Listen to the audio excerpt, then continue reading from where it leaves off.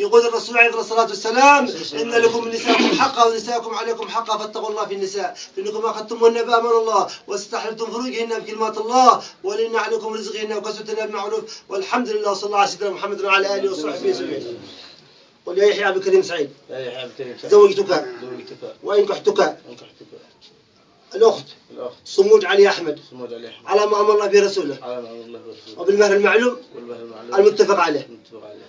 قل يا رشيد علي أحمد. يا رشيد علي أحمد.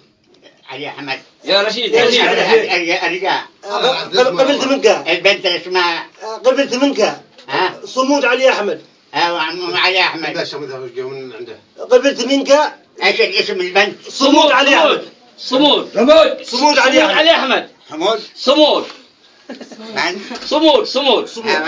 علي أحمد. علي أحمد. لا تكون زوجة لي على محكم كتاب الله على ما حب الله على ما حكم الله ورسوله. وقل يا يحيى عبد الكريم سعيد. يا يحيى عبد الكريم سعيد زوجتك وملكتك أختي صمود علي أحمد على ما أمر الله برسوله وبالمهر المعلوم المتفق عليه. قل وأنا قبلت منك على أن تكون كلمتك صمود علي أحمد. صمود علي أحمد. صمود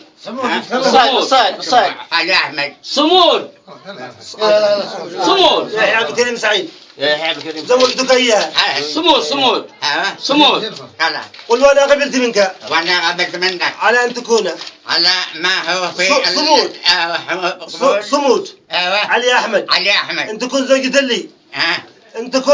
لي قل يا قل قبلت منك زوجها قبلت منك. بارك الله لكم اللهم إلا في بارك الله لكم بارك الله عليكم وعلى مبروك يا حقي مبروك.